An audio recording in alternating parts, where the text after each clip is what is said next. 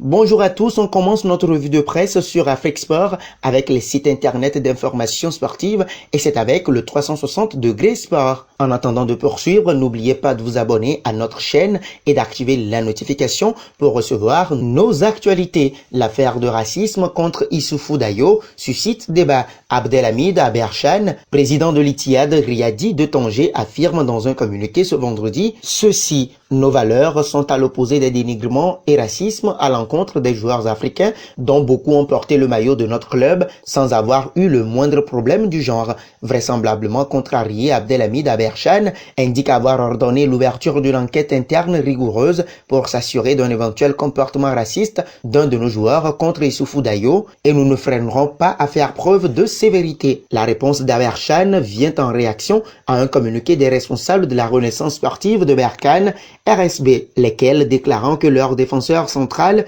d'origine burkinabé, Issoufou Dayo, a fait l'objet d'insultes racistes, exhortant la fédération à ouvrir une enquête sur ce triste épisode. Dans un communiqué, ajoute le site sportif marocain, le président de l'Ittihad Riyadi de Tanger semble très remonté contre le traitement fait par une radio au comportement de l'entraîneur Driss El Emrabet qui avait protesté contre une décision arbitrale en enlevant son maillot, à en croire le site marocain. De son côté, Camfoot informe que l'Olympique lyonnais s'activerait pour recruter Paul Onuachu. L'attaquant nigérian de 27 ans est un serial buteur. Si son transfert aboutit, le pensionnaire de Genk pourrait s'avérer être un redoutable challenger pour le Camerounais Karl Toko Ekambi. Les fans de l'ancien avant-centre de Villarreal peuvent retenir leur souffle. L'international camerounais risque de ne pas profiter pleinement du départ de Memphis Depay. Paul Onuachu a été le meilleur buteur du championnat de Belgique la saison passée. Son bilan, 33 buts en 38 matchs de la Pro League.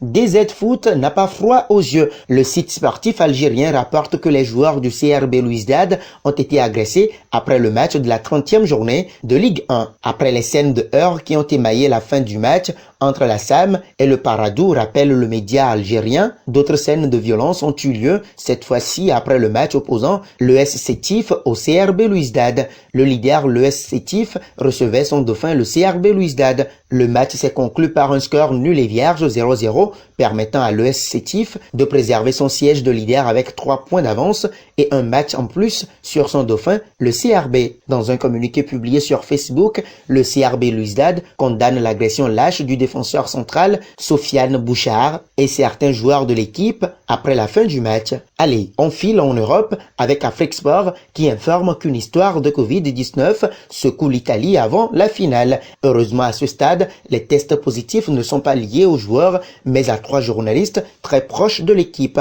2 des journalistes se sont isolés à Londres, tandis que le 3e est déjà rentré en Italie lorsqu'il a appris le résultat du test. Les journalistes en question étaient en contact avec les joueurs italiens, ce qui inquiète Roberto Mancini. Naturellement, la situation est moins désagréable puisque tous les joueurs de l'équipe ont été vaccinés avant le tournoi. En théorie, il ne devrait y avoir aucun risque que l'infection se propage parmi les joueurs, mais les médias du pays ont révélé que la nouvelle provoquait un léger sentiment d'anxiété. Nous sommes en Europe et nous y restons. L'équipe ouvre sa première page avec le titre « Le cannibale du sprint ». En remportant sa 34e étape sur le Tour de France vendredi, le coureur anglais a égalé le record d'Eddy Merckx et prouvé qu'il était probablement le meilleur sprinter de l'histoire du cyclisme. Il y a les chiffres révélateurs qui montrent que le coureur de l'Île de Mont est de loin le sprinter qui a gagné le plus d'étapes sur le Tour de France, 34, la plus grande épreuve cycliste du monde. Hier, en s'imposant à Carcassonne, le Cave a même égalé le record de succès d'Eddy Merckx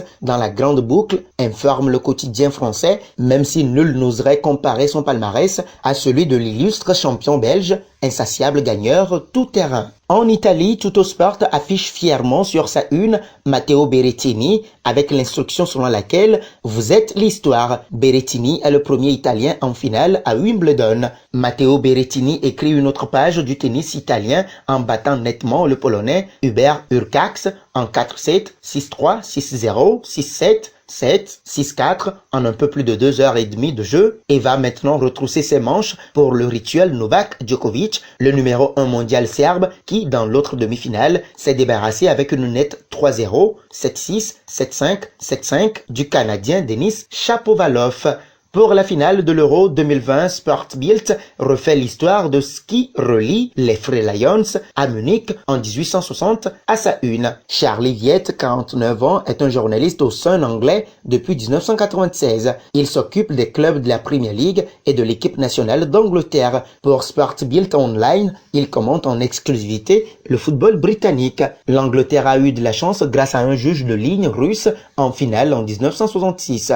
Nous le savons tous, rapporte Charlie, dont les propos ont été repris par le quotidien allemand. Mais les gars, ajoute Bild, nous avons dû payer dur pour ce moment positif du destin ces 55 dernières années. La température monte en flèche, fait lire Marca. Là, nous sommes en Espagne. Un super classique au Maracanã et un titre continental en jeu avec des photos à la une de Neymar et Messi. Samedi soir, le duel met aux prises deux vieux frères ennemis, soit le Brésil de Neymar et l'Argentine de Lionel Messi. Le Brésil jouera à la maison au stade Maracanã, mais l'avantage ne sera pas énorme puisque la région de Rio était durement touchée par la pandémie mondiale. Seulement 10% des 78 000 sièges seront occupés. Dans un autre registre, Mundo Deportivo couvre sa une avec Troc Griezmann-Saul. Possible échange entre le Barça et l'Atlético de Madrid. C'est peut-être la bombe de l'été. Saúl Ñíguez et Antoine Griezmann. Une opération que les deux clubs ont envisagée parce qu'elle aurait des avantages pour les deux et qui, si elle était réalisée, serait la grande nouvelle du marché des transferts. Voilà, c'est tout pour ce matin, mais avant de nous quitter, voici la question du jour. Pour les deux finales Copa América Euro 2020, quel pays voyez-vous les remporter? Bonne journée à tous, bon week-end et on se retrouve très vite.